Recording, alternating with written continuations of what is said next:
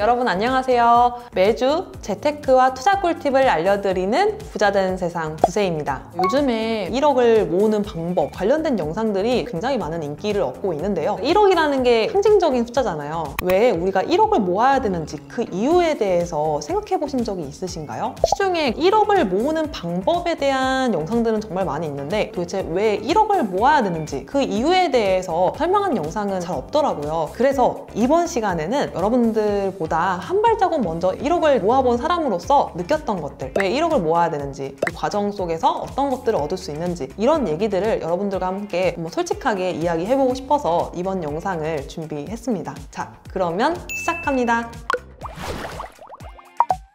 첫 번째로 1억을 모아야 하는 이유, 바로 자산 증식의 속도가 달라지기 때문입니다. 우리가 매년 1000만 원씩 모아서 1억을 만들려면 얼마나 걸릴까요? 10년이 걸리겠죠. 근데 거기서 만약에 10%의 수익을 낸다고 가정을 해볼게요. 그렇게 하더라도 7년 가까이 시간이 걸립니다. 하지만 1억이 넘어가는 상태에서 자산이 증식되는 속도는요, 1억에서 매년 10%를 벌기 때문에 돈이 복리로 늘어나게 됩니다. 1000만 원에서 10%는 100만 원이지만 1억에서 10%는 1000만 원이 되는 것이거든요. 그래서 시드머니가 클수록 돈은 빠른 속도로 불어나게 되는 스노우볼 효과가 생겨나게 되는 것입니다. 그래서 9억 원까지 만약에 도달을 하게 됐을 때 10%라고 하면은 이자만 9천만 원이 되는 거니까요. 그 다음에 1억을 모으는 데는 약 1년이면 충분합니다. 그러면 10%를 더 벌기 위해서 어떤 방법이 있을까요? 가장 많이 선택하는 게 주식과 부동산인데요. 주식 같은 경우는 요즘에 해외 주식이 인기가 많죠. S&P 500이 있고요. 부동산을 이용하게 되면 10% 이상 수익을 내기 좋은 이유가 뭐냐면 바로 대출이라는 레버리지를 활용할 수 있기 때문인데요. 부동산 같은 경우에는 저는 첫 수익을 냈던 게 400만 원이었어요. 제가 처음에 회사에 입사를 하고 첫 해 연봉이 3천만 원이었어요. 1년 동안 열심히 짠테크를 해서 2천만 원을 모았거든요. 1년 동안 2천만 원 모을 때는 이거 4년, 5년 정도 더 해야 되는데 할 수 있을까라는 생각이 들었는데 이게 투자를 하면서 점점 가속도가 붙기 시작하더라고요. 그래서 돈을 모으기 시작한 지 2년 반 만에 1억을 모을 수가 있었어요. 부동산 투자를 통해서 1억을 딱 모으고 나서 계속 투자를 병행을 하니까 그 다음부터는 1년 동안 모아야지 겨우 모을 수 있었던 2천만 원을 거의 한 달 정도 만에 모을 수 있게 되더라고요. 그래서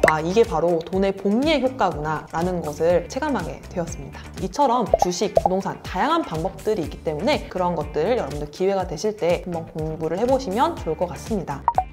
두 번째로 1억을 모으는 과정에서 재테크 실력과 경험이 자연스럽게 쌓이게 됩니다. 우선 제 사례를 얘기 드리려고 하는데요. 저는 성인이 되고 나서 휴학 없이 대학생활 4년을 보냈고요. 1년 동안 취업 준비를 해서 한 회사에 최종 합격을 하게 됐습니다. 사실 그때까지만 하더라도 저는 재테크에 대해서 정말 무지했어요. 아무것도 모르는 상태였고요. 그래서 저도 처음에 막연하게 한 1억을 모아볼까? 이런 생각을 가지고 있었습니다. 1억을 모으면 잘 모르겠지만 일단 뭐든 해볼 수 있지 않을까? 내가 결혼 자금을 모으든 아니면은 그걸로 재테크를 하든 뭔가 시작해볼 수 있지 않을까? 라는 생각을 가지고 1억이라는 목표를 세우기 시작했던 것 같아요. 그때부터 내가 1억을 모으기 위해서 1년에 최소 얼마 이상을 모아야 되는지를 현실적으로 판단하게 되었는데요. 제가 생활비, 교통비 이런 것들을 제외하고 현실적으로 1년에 모을 수 있는 돈을 계산해봤더니 2천만 원이라는 목표가 세워지게 되더라고요. 그래서 1억을 모으기 위해서는 내가 한 해에 모을 수 있는 돈이 2천만 원이니까 한 5년 정도를 모아야 되겠다라는 목표를 가지고 시작하게 됐습니다. 그런데 짠테크를 계속 하다 보니까 어느 순간 굉장히 지치는 순간이 오게 되더라고요. 내가 이 짓을 4년, 5년 동안 계속 해야 된다라고 생각하니까 중간에 현타도 많이 왔었습니다. 그래서 거기서부터 내가 어떻게 하면 더 빨리 이 속도를 앞당길 수 있을까를 고민하기 시작했던 것 같아요. 거기서부터 돈 공부에도 관심을 가지게 됩니다. 제가 첫 번째로 했던 방법이 돈을 조금이라도 더 불릴 수 있는 파킹 통장, 예적금 통장, ISA 이런 것들을 공부하기 시작했는데요. 여기서 제가 얘기하고 싶은 핵심은 뭐냐면 그냥 단순히 통장에 돈을 넣어놓지는 말라는 거예요. 왜냐면 이자도 적지만 돈에 대해서 우리가 배울 수 있는 게 아무것도 없습니다. 저는 그때 처음 했던 게 금리가 좀 낮았기 때문에 확정금리 3% 이자를 주는 파킹 통장을 만들었어요. 2천만 원을 모은다고 가정을 했을 때 연 이자로 따지면은 3%니까 1년에 60만 원, 한 달에 5만 원 정도를 추가로 받을 수가 있습니다. 이런 파킹 통장을 가입을 하려면은 알아야 가입을 할 수가 있겠죠. 있겠죠. ISA 계좌 같은 경우에도 제가 예전 행크TV 영상에서 소개해드린 적이 있는데 ISA 계좌가 뭐예요? 개인 종합 자산관리 계좌란 말이에요. 그러면은 이것도 그냥 내가 무턱대고 가입을 하면 안 되고 종류도 여러 가지가 있고요. 비과세를 받을 수 있다고 하는데 그 조건이 어떻게 되는지 그리고 한도가 얼마나 되는지 이런 것들을 우리가 알아야 그 계좌에 대해서 알고 공부를 해서 가입을 할 수가 있습니다. 이런 계좌를 당장에 만든다고 해서 처음부터 많은 돈이 들어오는 건 아니에요. 하지만 매달 이자가 들어오면서 돈을 모으는 재미를 또 얻을 수가 있고요. 돈 공부를 내가 추가로 더 해봐야 되겠다 그런 의지도 자연스럽게 생기게 됩니다. 여기서부터 내가 나한테 맞는 재테크를 또 알아보기 시작을 하게 되는데요. 재테크를 처음부터 부동산으로 해야 되겠다, 주식으로 해야 되겠다라고 하는 것도 좋지만 저는 단계별로 짠테크를 통해서 종잣돈을 모으는 것부터 시작해서 이렇게 여러 가지 계좌에 대해서도 공부를 하면서 돈에 대해서 공부를 하는 게 순서라고 생각합니다. 1억이 모으는 과정에서 그런 단계들을 순차적으로 밟아 나가면서 자연스럽게 재테크에 대한 경험과 실력이 쌓인다는 것도 돈하고도 맞바꿀 수 없는 소중한 경험이 되기 때문에 여러분한테 1억을 모으는 게 좋다라고 얘기를 드리는 거예요.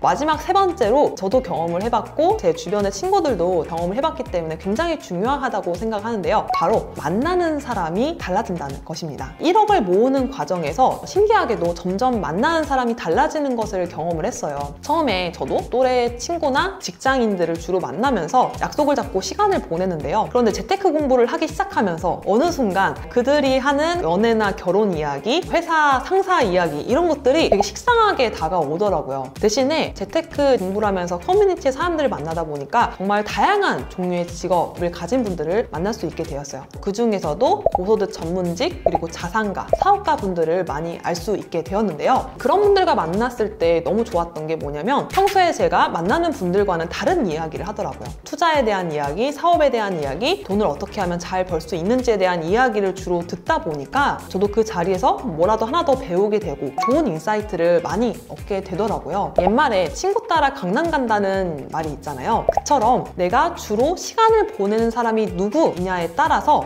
미래가 바뀔 수 있다는 거예요. 저도 자연스럽게 만나는 사람들이 바뀌게 되면서 투자나 사업에 대해서도 관심을 가지고 공부해서 실제로 실행까지 이어지게 되었습니다. 다음 중요한 게 우리가 인생에서 성실하고 가치관이 비슷한 배우자를 잘 만나는 것도 중요하잖아요. 제 친구 사례를 잠깐 얘기하려고 하는데요. 20대 후반에서 30대 초반 소개팅을 받았던 경험이 있는데요. 처음에 어색하잖아요. 그래서 그 분위기를 깨기 위해서 관심사를 얘기하다 보니까 자연스럽게 재테크에 대한 이야기가 나오게 되었어요. 그래서 그 자리에서 1억을 모았다라고 얘기를 하니까 순간 상대방의 표정이 달라지는 걸 느꼈대요. 만약에 상대방이 1억을 모았다 그러면 어떻게 다가오나요? 어떤 직업을 가졌든지 간에 이 사람 정말 성실하구나, 목표가 뚜렷한 사람이구나, 굉장히 멋지다라는 생각이 들 거예요. 그래서 비호감보다는 호감으로 시작할 가능성이 높습니다. 제 친구 같은 경우에도 1억을 모으다 보니까 주선자가 소개팅 주선할 때에도 아무 사람이나 소개시켜주는 게 아니라 최소한 전문직을 가진 사람, 비슷한 자산을 가지고 있거나 이미 자가를 가지고 있는 분들, 이런 분들을 주로 소개팅을 해주게 되었다는 거예요. 그 분들 중에 가치관이 굉장히 잘 맞고 성실한 배우자를 만나서 최근에 결혼을 하게 되었습니다. 그래서 제가 얘기 드리고 싶은 건 뭐냐면 단순히 1억을 모아야지만 이런 것들이 가능하다라기보다는 돈을 모으는 목표를 이루게 되면요. 주변에서 나를 바라보는 시선이나 사회적인 지위가 조금씩 달라진다는 점, 그런 것들을 설명드리고 싶어서 그런 맥락에서 예를 들어서 설명드린 거다라는 걸 이해해 주시면 되겠습니다.